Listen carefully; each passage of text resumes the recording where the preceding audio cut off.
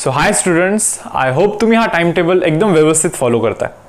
In case जर का कोणी नवीन सबस्क्रायबर असेल किंवा जो की पुराना सबस्क्रायबर आहे त्यांनी आतापर्यंतच्या लेसन मधला कोणता तरी एखाद किंवा दोन लेसन स्किप केले असतील, तुम्ही जास्त लोड न घेऊ. पहा, आजच्या डेट पासूनचा टाइम टेबल तुम्ही फॉलो करा.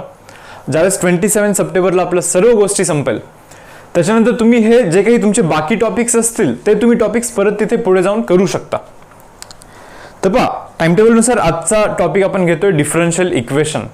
डिफरन्शियल इक्वेशनचं प्रिपरेशन आपण करतोय आणि मी इथे डिस्क्रिप्शनमध्ये मी तुम्हाला कोणता कॉन्टेंट देतोय पहा. तर पहिले तर मी एक तुम्हाला 40 MCQचं असाइनमेंट देतोय along with solution. MCQ assignment आहे, 40 MCQज आहेत, प्रॉपर एक्झॅक्टली CET लेवलचे MCQज आहेत.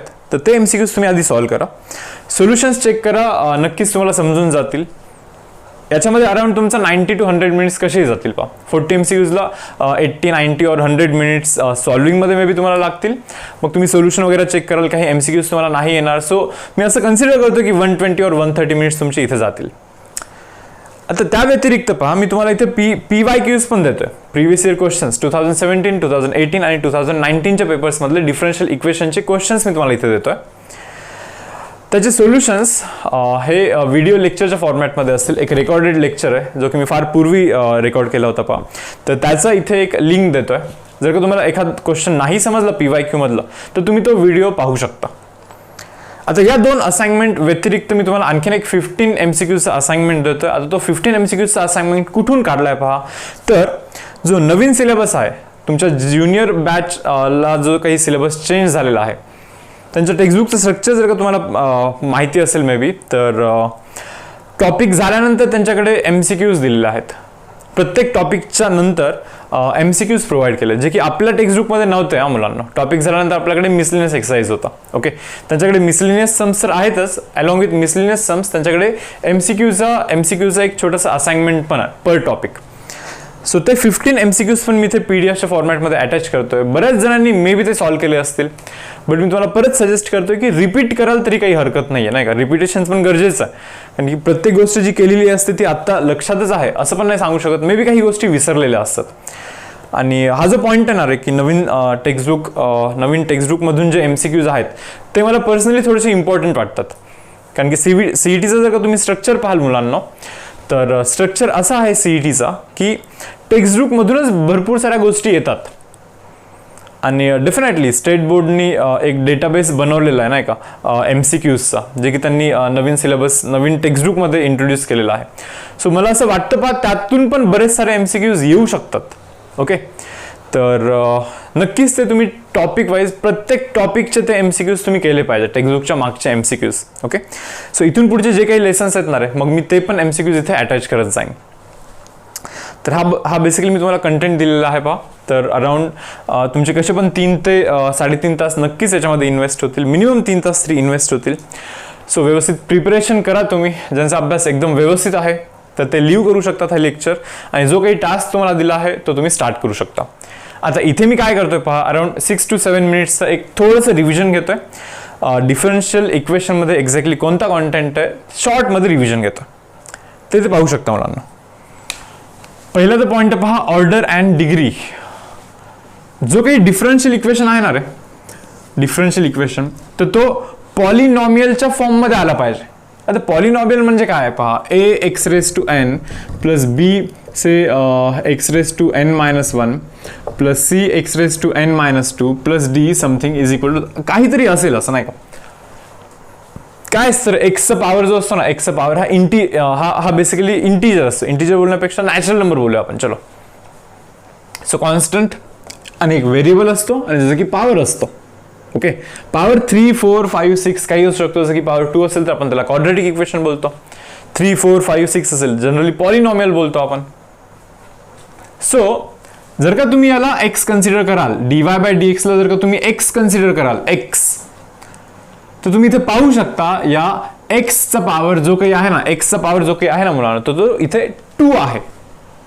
म्हणजे इथे dy/dx ला जस्ट व्हेरिएबल आपल्याला असं अज्युम करायचं असतं. dy/dx ला इथे आपल्याला व्हेरिएबल अज्युम करायचं असतं. dy/dx किंवा d²y/dx² त्यांना आपल्याला इथे व्हेरिएबल अज्युम करायचे असतात. आणि त्यांचे पॉवर्स जे असतात ना रे, पॉवर्स जे असतात ना, इथे 1 पॉवर आहे, इथे 2 पॉवर आहे. त्यांचे पॉवर्स जे असतात ते नॅचरल नंबरच्या फॉर्ममध्ये असले पाहिजे, किंवा सिम्प्लिफाय करून ते नॅचरल नंबरच्या फॉर्ममध्ये आले पाहिजे. अशा इक्वेशनला आपण डिफरन्शियल इक्वेशन बोलतोय. पण तुम्ही जर का इथे पाहाल ना, याला आपण या पॉलिनॉमियलच्या फॉर्ममध्ये लिहूच नाही शकत. याला आपण पॉलिनॉमियलच्या फॉर्ममध्ये बेसिकली बिलकुलच नाही लिहू शकत. सो बोलायचं असेल तर तुम्ही इथे ऑर्डर 1 बोलू शकता. Order is 1. ऑर्डर म्हणजे काय असतं रे, कितवा डेरिव्हेटिव्ह आहे, फर्स्ट डेरिव्हेटिव्ह, सेकंड डेरिव्हेटिव्ह, म्हणजे पूर्ण त्या इक्वेशनमध्ये कितव्या नंबरपर्यंत डेरिव्हेटिव्ह केलेला आहे तिथे, नाही का. सो एकच वेळेस डेरिव्हेटिव्ह आहे, but degree is not defined असं आपण क्लेम करतो इथे. डिग्री इज नॉट डिफाईन्ड म्हणजे काय, याला ना आपण बेसिकली पॉलिनॉमियलच्या फॉर्ममध्ये लिहूच नाही शकत. पॉलिनॉमियलच्या फॉर्ममध्ये लिहिल्यानंतर जो हायेस्ट पॉवर असतो ना, हायेस्ट पॉवर जो असतो, सॉरी ह्याचा हायेस्ट पॉवर नाही आहे, ओके, याचा हायेस्ट पॉवर, ज्याचा ऑर्डर सर्वात जास्त आहे त्याचा पॉवर जो असतो त्याला बोलत असतो आपण डिग्री. ज्याचा हायेस्ट ऑर्डर आहे त्याचा power means degree. Correct. So इथे पॉलिनॉमियलच नाही, so degree is not defined. इथे पण पॉलिनॉमियल नाहीये. पहा dy/dx कॉसच्या आतमध्ये अँगलमध्ये. करेक्ट. कधी असा पॉलिनॉमियल पाहिलाय का, sine of x³ plus 2x² plus 4x plus 9 = 0, हे तर ओके. पण हे असं नसतं. पॉलिनॉमियलमध्ये काय असतं मुलांना, मे बी 4x³ असेल इथे, हा असतो पॉलिनॉमियल. सो इथे जो x आहे तो इथे dy/dx असं ॲज्युम करायचं असतं आपल्याला, आणि तो dy/dx त्या कॉस्टच्या आतमध्ये, बरोबर. सो डेफिनेटली तो या फॉर्मॅटमध्ये तरी नाहीये. सो हा जो काही आहे ना, याचा डिग्री इज नॉट डिफाईन्ड. भले तुम्ही ऑर्डर इथे 2 बोलू शकता, ऑर्डर 2, कारण की डबल डेरिव्हेटिव्ह आहे, बट याला आपण पॉलिनॉमियलच्या फॉर्ममध्ये नाही लिहू शकत. सो डिग्री हे पॉलिनॉमियलला असतं, नाही का. थर्ड डिग्री पॉलिनॉमियल आहे. पॉलिनॉमियल्स नसेल तर डिग्री काय बोलणार आपण, नाही का. ठीक आहे, चलो.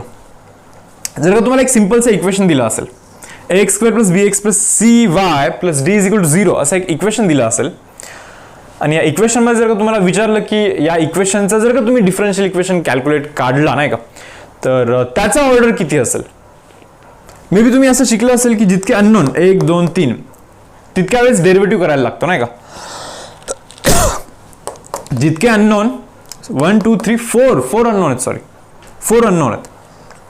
सो जितके अननोन तितक्या वेळेस डेरिव्हेटिव्ह करायला लागतो. सो हा फोर्थ डिग्री डिफरन्शियल इक्वेशन बनेल काय, नाही का, असा डाऊट यायला लागतो. पण ऍक्च्युअलमध्ये काय माहिती का मुलांना, इथे 4 अननोन नाहीच आहेत. पहिली तर गोष्ट, भले तुम्हाला A, B, C, D arbitrary constant 4 दिसत असतील तर ते ऍक्च्युअलमध्ये 4 नाही आहेत. तुम्ही बोलणार कसं काय, मी तुम्हाला बोलतो पहा, दोन्ही साईडला तुम्ही A नी डिवाइड करा, A नी 1 बनतो, A नी डिवाइड केलं तर हा B/A बनतो, A नी डिवाइड केलं तर C/A बनतो, D/A बनतो, 0/0. किती कॉन्स्टंट आहेत माहिती का इथे, 1, 2, 3 तीनच कॉन्स्टंट आहेत. B/A, C/A, D/A, बस. तुम्ही बोलता A होता, अरे A नी डिवाइड केल्यानंतर तुम्ही ऍक्च्युअलमध्ये कॉन्स्टंट पहा किती, 3च आहेत. सो दिस इज थर्ड ऑर्डरचा डिफरन्शियल इक्वेशन बनणार आहे, नाही का. 3 वेळेस डेरिव्हेटिव्ह करायला लागलेला. ठीक आहे, जसं की इथे पाहू शकता तुम्ही. ठीक आहे, चलो. हे तर झालं ऑर्डर आणि डिग्रीबद्दल, डिफरन्शियल इक्वेशनच्या ऑर्डर आणि डिग्रीबद्दल डिस्कशन केलं आपण आता. तर आता फॉर्मेशन ऑफ डिफरन्शियल इक्वेशन याबद्दल बोलूया आपण. तर पहा, y = a + a/x. आपल्याला हे गोष्ट नोटीस करायची असते की या पूर्ण इक्वेशनमध्ये किती अननोन्स आहेत किंवा किती कॉन्स्टंट्स आहेत. इथे फक्त a हा एकच कॉन्स्टंट दिसतोय मला. a हा मुलांनो इथे एकच कॉन्स्टंट आहे. सो एकच वेळेस डेरिव्हेटिव्ह करायचं असणार आहे आपल्याला फक्त. तुम्ही पाहू शकता इथे y चा derivative dy/dx, a derivative 0, -1/x², sorry -a/x². A as it is, 1/x derivative -1/x², correct. x² इथे जाऊन multiply. So x² × dy/dx is equal to -a बनतो. म्हणजे a चा व्हॅल्यू काय रे, हे मायनस इथे टाका. म्हणजे इक्वेशन काय होतं आपला, y = a + a/x असा होता की नाही. मग a ची जी व्हॅल्यू काढली ना, ही व्हॅल्यू जर का मी इथे टाकली तर इथे कॉन्स्टंट तर राहणार नाही. सो याला बोलणार आपण डिफरन्शियल इक्वेशन. ओके. त्यानंतर पहा, आता बेसिकली आपण कंटेंट डिस्कस करतोय की डिफरन्शियल इक्वेशनमध्ये काय कंटेंट आहे. याच्यानंतर आहे सोल्युशन ऑफ डिफरन्शियल इक्वेशन. म्हणजे एक डिफरन्शियल इक्वेशन दिलेलं असतं, पहा dy/dxच्या फॉर्मॅटमध्ये काहीतरी इक्वेशन दिलं असतं, त्याचं आपल्याला फाइंड करायचं असतं सोल्युशन. इथे काय केलं माहिती का, एका नॉर्मलच्या इक्वेशनला आपण डिफरन्शियल इक्वेशनमध्ये कन्वर्ट केलं. मी डिफरन्शिएबल असंच बोलतोय, लाईक डेरिव्हेटिव्ह शिकून सवय झाली की डिफरन्शिएबिलिटी, कंटिन्युटी. सो डिफरन्शिएबल असं येत आहे माझ्या तोंडातून बेसिकली. बट तुम्ही समजून घ्या की डिफरन्शियल इक्वेशन बोलायचं मला. ठीक आहे, चलो होत असतं. तर पहा आता काय बोलतोय पहा, हा जो काही नॉर्मल इक्वेशन आहे याला डेरिव्हेटिव्ह केल्यानंतर तो dy बाय dx च्या फॉर्मॅटमधला इक्वेशन बनतो, त्याला बोलतो डिफरन्शियल इक्वेशन. पण आता उलटा करायचा आहे, dy बाय dx वाल्याला आपल्याला नॉर्मल आणायचं, त्याला बोलतो आपण सोल्युशन ऑफ डिफरन्शियल इक्वेशन. आता सोल्युशन ऑफ डिफरन्शियल इक्वेशनचे किती टाइप्स आहेत पहा, म्हणजे कोणकोणत्या टाइप्सनी आपण सोल्युशन काढू शकतो. तर पहा, variable separable method, variable separation method बोलू शकतो किंवा त्याला. ओके, म्हणजे जिथे ना एक्स आणि एक्स एक साइड, वाय आणि वाय एक साइड असे होत असतात, त्याला बोलतो आपण व्हेरिएबल सेपरेशन मेथड. इथे पाहू शकता तुम्ही e raise to x plus y जो आहे ना, त्याला मी e रेस टू वाय असं लिहू शकतो, बेस सेम तर पॉवरचा ॲडिशन असतो. इथून e रेस टू वाय जर का मी कॉमन केलं दोघांमधून, नाही का, पहा e raise to y common केला, हा e रेस टू वाय इकडे जाऊन डिवाइड केला तर तो e raise to y divide म्हणजे वरती जाऊन e raise to minus y बनणार, हा dx जाणार इकडे. तुम्ही पाहू शकता वायच्या साईडला dy, वायच्या साईडला dy आणि एक्सच्या साईडला dx असं आहे ना.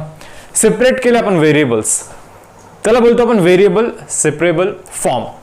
ओके, तर एक्झाममध्ये किंवा कधी पण डिफरन्शियल इक्वेशनचा जर का तुम्हाला क्वेश्चन आला तर तुमचा पहिला अप्रोच असाच असतो की हा फॉर्म चेक करायचा, म्हणजे एक्सच्या साईडला dx आणि वायच्या साईडला dy असं आपण करू शकतो का, हे तुम्ही आधी सर्वात आधी चेक करायला लागतं.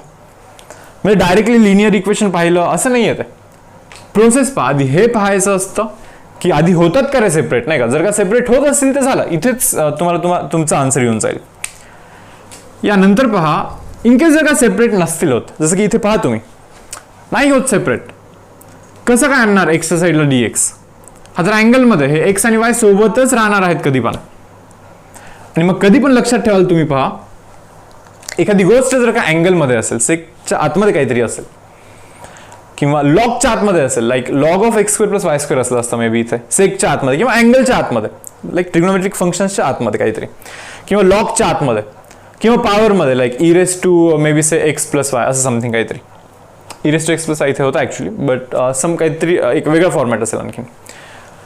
म्हणजे दोन गोष्टी जर का सोबत असतील इथे, या दोघांना मी सेपरेट नाही करू शकत. मग असं ज्या दोघांना सेपरेट नाही करू शकत ना, सो मोस्ट प्रोबेबली त्यांना ना सबस्टिट्यूट करायचं असतं. काही सबस्टिट्यूट करा, यू करा, व्ही करा, टी करा, जसं की मी इथे टी करतोय पहा. काय होतं नाही का, x square plus y square into T बनतो, x square is 2x plus y square is 2y dy by dx, yes, and that is equal to dt by dx. मग इथे पाहू शकता तुम्ही x plus dy by dx, x plus y dy by dx, x plus y dy by dx, 2 common केला होता, 2 तिकडे जाऊन divide झाला, that is equal to dt by dx whole divide by 2 आहे, असा बनतो तो. आणि तुम्ही पाहू शकता x plus y dy by dx इथे पण तर आहे. सो याच्या जागी काय रे 1/2 dt बाय dx लिहिला आपण, आणि याच्याच जागी आपण टी लिहिला होता. मग सेक टी जर का इथे आणाल, म्हणजे डीटीच्या साईडला टी, dx तिकडे टाकाल, तर पहा बरं टी आणि एक्स सेपरेट झाले की नाही, म्हणजे व्हेरिएबल सेपरेट झाले की नाही. म्हणजे सबस्टिट्यूट करून व्हेरिएबल सेपरेबल फॉर्म येत असतो नाही का, किंवा काही सबस्टिट्यूशन करून जर का व्हेरिएबल सेपरेबल फॉर्म आणू शकत असाल, तसं सबस्टिट्यूशन करायचं आणि तो क्वेश्चन सॉल्व्ह करायचा. म्हणजे सबस्टिट्यूशन नंतर पण हाच येत असतो, व्हेरिएबल सेपरेबल फॉर्मच येत असतो नाही का. ठीक आहे, यानंतर पहा, यानंतर कोणता टाईप आहे, यानंतर आहे पहा homogeneous differentiable equation. Homogeneous differential equation, like याच्यामध्ये कसं असतं पहा, प्रत्येक टर्मचा पॉवर सेम असतो. लाईक इथे 2 पॉवर आहे पहा, इथे पण दोघांचं ऍडिशन कराल तर 2 बनेल, 1 + 1 2 बनेल. इथे पण पहा 2 पॉवर आहे, इथे पण पहा 2 पॉवर आहे. म्हणजे कंप्लीट इक्वेशन मध्ये ना सर्वांचा पॉवर काहीतरी सेम असतो. 2 असेल, 3 असेल, 4 असेल, जो काही असेल, सर्वांचा पॉवर सेम असतो. आणि जर का असं असेल तर अशा टाईपला आपण होमोजिनियस डिफरन्शिएबल इक्वेशनच्या फॉर्मनी सॉल्व्ह करतोय. करायचं काय असतं याच्यामध्ये, तर याच्यामध्ये काय करतो पहा आपण, v is equal to y is equal to vx, y is equal to vx असा सबस्टिट्यूशन करत असतो आपण. म्हणजे हा जो काही आहे ना रे होमोजिनियस इक्वेशन, हा काही असं काही फार वेगळा पार्ट नाहीये किंवा वेगळा टाईप नाहीये, हा ऍक्च्युली सबस्टिट्यूशन मेथडच आहे. बट सबस्टिट्यूशन फिक्स आहे, y is equal to vx ठेवायचं. इथे सबस्टिट्यूशन वेगवेगळे होऊ शकतात नाही का, जसं की एक्स स्क्वेअर प्लस वाय स्क्वेअरला टी ठेवला, किंवा मे बी आणखीन कोणता दुसरा सबस्टिट्यूशन झाला. ओके, पण इथे ना सबस्टिट्यूशन फिक्स आहे, वायला vxच ठेवायचं आपल्याला, बरोबर ना. सो म्हणून याला आपण सेपरेट टाईप करून स्टडी करतोय याचा. तर पहा आता हा पण एक क्वेश्चन मी तुम्हाला सॉल्व्ह करून दाखवतोय. तर पाहू शकता रे इथे ना काय ठरलं आपलं, y is equal to vx टाकतो, y चा derivative is dy by dx and that is equal to v as it is, x चा derivative 1 plus x as it is, y चा डेरिव्हेटिव्ह पहा dv by dx, correct. So इथून तुम्ही dy by dx value calculate करा आधी. dy by dx value जर का तुम्ही इथून कॅल्क्युलेट कराल तर तुम्हाला dy बाय dx व्हॅल्यू मिळेल पहा मुलांना, x square plus 3xy plus y square divide by x square असं तुम्हाला dy बाय dx व्हॅल्यू मिळेल. आणि तुम्हाला माहिती dy बाय dx व्हॅल्यू काय, v plus x D V by dx. काय रे, v plus x D V by dx. Simple. X स्क्वेअरला एक्स स्क्वेअर लिहिला, वायला लिहितो vx, वायला लिहितो vx म्हणजे v स्क्वेअर एक्स स्क्वेअर. बरोबर. एक्स स्क्वेअर कॉमन करा, एक्स स्क्वेअर इथे पण आहे, x into x, x square इथे पण आहे, एक्स स्क्वेअर इथे पण आहे. सो एक्स स्क्वेअर जर का कॉमन कराल इथून तर इथे तर बनणार आहे 1 ना, इथे कॉमन कराल एक्स स्क्वेअर, सो इथे बनणार 3v. इथे एक्स स्क्वेअर कॉमन कराल तर इथे बनणार v स्क्वेअर, आणि हा एक्स स्क्वेअर आणि हा एक्स स्क्वेअर असे कॅन्सल होणार. आता हा v तिकडे जाऊन ना मायनस होणार मुलांना. सो तुम्ही पाहू शकता x dv by dx is equal to 1, हे पहा 3v मायनस v कराल तर 2v बनेल प्लस v स्क्वेअर असं फॉर्मॅट बनून जाईल. करेक्ट. आता याच्यानंतर काय करू शकता पहा, v आणि dv एका साईडला करू शकतो की नाही आपण, पहा ना तुम्ही, v आणि dv एका साईडला घेऊन याल. म्हणजे जर का मी इथे असं ठरवलं dv डिवाइड बाय काय रे, हा v प्लस 1 चा होल स्क्वेअर. हे पहा नीट तुम्ही, v square plus 2v plus 1 means v plus 1 चा होल स्क्वेअर आहे, आणि dx तिथे गेला आणि हा x खाली गेला परत, नाही का. So dx divide by x असा बनला. करा याचं इंटिग्रेशन, दोघांचं इंटिग्रेशन कराल. 1/x चा इंटिग्रेशन तर log x बनतो, आणि हा x raise to minus n चा फॉर्म आहे. So x raise to n plus 1 by n plus 1 plus c करता येते. सो हा बनतो जनरल इक्वेशन. बस आता v ज्यांना ॲझ्युम केला होता y इज टू vx होता, म्हणजे v is to y by x होता. सो vचा जो ॲझम्पशन होता तो इथे तुम्ही टाकून द्याल, तुम्हाला आन्सर मिळून जाईल इथे. आणि याच्यानंतर फायनल टाईप आहे पहा, लिनियर डिफरन्शिएबल इक्वेशन. पहा याची प्रॅक्टिस थोडीशी कमी असते मुलांची जनरली. लिनियर डिफरन्शियल इक्वेशन याच्यामध्ये एक इंटिग्रेटिंग फॅक्टर म्हणून एक पॉईंट असतो, पण सर्वात कोर पार्ट तर याचा हाच आहे रे, की हा टाईप ओळखायला लागतो तुम्हाला. आधी हा टाईप ओळखायला लागतो. सर्वात बेस्ट वे याला ओळखण्याचा काय पहा, जर का कोणत्याच मेथडनी सॉल्व्ह नसेल होत, ओके, तर नक्कीच तुम्हाला क्लिक झालं पाहिजे की हा आता हा मेथड आपल्याला ट्राय करायचा. बरोबर. कोणत्याच मेथडनी नाही सॉल्व्ह झाला ना तर या मेथडवरतीच तुम्हाला यायचा आहे, या मेथडनी तुम्हाला आन्सर येईल. So dy by dx plus py is equal to q या फॉर्मॅटमध्ये इक्वेशन असेल. p आणि q ना हे एक्सच्या फॉर्ममधले इक्वेशन असतात, p आणि q हे एक्सच्या फॉर्ममधले इक्वेशन असतात. सो अशा केसेसमध्ये पहा, हा तर आपला डिफरन्शियल इक्वेशन आहे. हा मग अशा केसेसमध्ये याचा जो जनरल सोल्युशन असतो तो असतो तसा काय, y into integrating factor is equal to integration of q into integrating factor plus c. हा त्याचा आन्सर असतो डायरेक्टली. या डिफरन्शियल इक्वेशनचा डायरेक्टली हा असतो सोल्युशन, ज्याच्यामध्ये तो इंटिग्रेटिंग फॅक्टर जो असतो ना तो असतो हा. पहा काय integrating factor, e raise to power integration p dx. हे पहा p कुठं आहे, वायच्या सोबतचा जो p आहे ना, e चा पॉवर करायचा, p चा इंटिग्रेशन dx करायचा. बस हा असतो इंटिग्रेटिंग फॅक्टर. हा फॉर्मॅट तुम्ही लक्षात ठेवाल. ओके. सो हा जरा पहा कंटेंट की डिफरन्शियल इक्वेशनमध्ये हे सर्व असे काही टाईप्स आहेत. ओके. तर सो जो काही तुम्हाला टास्क दिला आहे मुलांना तो व्यवस्थित परफॉर्म करा. 3 ते 3.5 तासाचा टास्क आहे, आणि मला गॅरंटी की तुम्ही नक्कीच या स्टेजवरती परफॉर्मन्स डिलिव्हर कराल. सो सेशन मी इथे क्लोज करतो. पहा, उद्या भेटूया आपण morning 8 o'clock with differentiation lesson. Okay. चलो बाय.